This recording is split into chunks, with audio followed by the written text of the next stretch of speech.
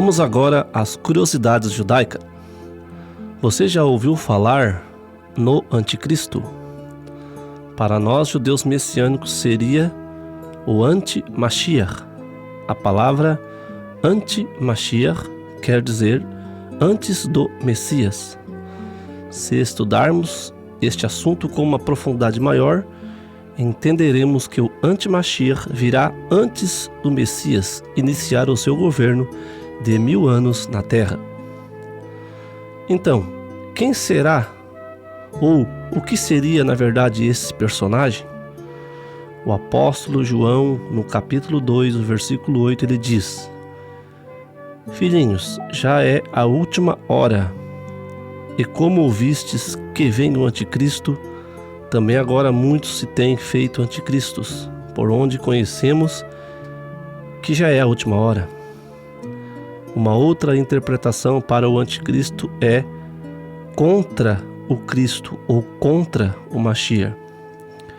Esta citação encontramos nos escritos da Brit Hadashah, o Novo Testamento, na segunda epístola de Tessalonicenses, capítulo 2, versículo 3 e versículo 4, que diz: Ninguém de maneira alguma vos engane, porque não será assim, sem que antes venha a apostasia e se manifeste o homem do pecado, filho da perdição, o qual se opõe e se levanta contra tudo que se chama Deus, ou seja, ele se adora, de sorte que se assentará como Deus no templo de Deus, querendo parecer Deus.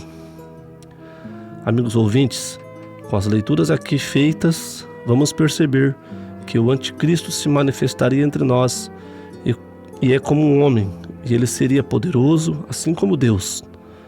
Mas quando e onde vamos ver esse personagem e a sua manifestação? Você sabia que existe uma relação desses acontecimentos na própria história? Também baseado em fatos proféticos? Acompanhe comigo o que falou Yeshua, Jesus, em seu sermão da grande tribulação, Mateus 24, versículo 15. Quando, pois, virdes que a abominação da desolação de que falou o profeta Daniel, que está no seu santo lugar, quem lê entenda. Então vamos lá. Se abrirmos na profecia de Daniel, capítulo 7, e o versículo 23, diz assim: O quarto animal será o quarto reino na terra, o qual será diferente de todos os reinos, e devorará a toda a terra, e a pisará aos pés e as fará em pedaços. Se estudarmos a história, encontraremos registrado que tivemos 4 grandes reinos poderosos na terra, que subjugaram a muitos. Seriam estes: primeiro, a Babilônia; segundo, a Média Pérsia; terceiro, a Grécia; e quarto, Roma. Veja que o profeta diz que o quarto reino seria diferente dos outros, pois seu domínio se estenderia por toda a terra. Para quem estuda história e profecia, saberá identificar um aviso que esta nação, chamada na época de Roma, seria muito poderosa, pois todos os Césares que delas se levantaram invadiram muitos povos e subjugaram muitas nações. Se você continuar na sequência da leitura de Daniel capítulo 7, verso 24, verso 25, diz assim, que Daniel, na sua visão, ele viu que este reino se dividiria em 10 pedaços e teria um outro pequeno que derrubaria 3 reinos. O Império Romano lutou e conquistou muitos territórios na Idade Média. De acordo com o profeta, essa ponta pequena ou chifre, em outras versões, se refere a uma Roma já sustentável pela sua religiosidade. O clero que estava no poder foi muito poderoso e tinha o poder de mudar o que desejasse.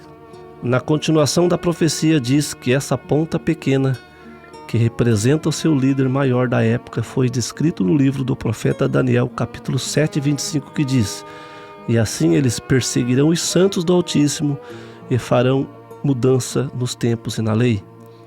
Para quem conhece a história, eram muitos concílios que houve nessa época diversas perseguições, também diversas cruzadas e até mesmo o nazismo, que foi apoiado pelos líderes romanos da época.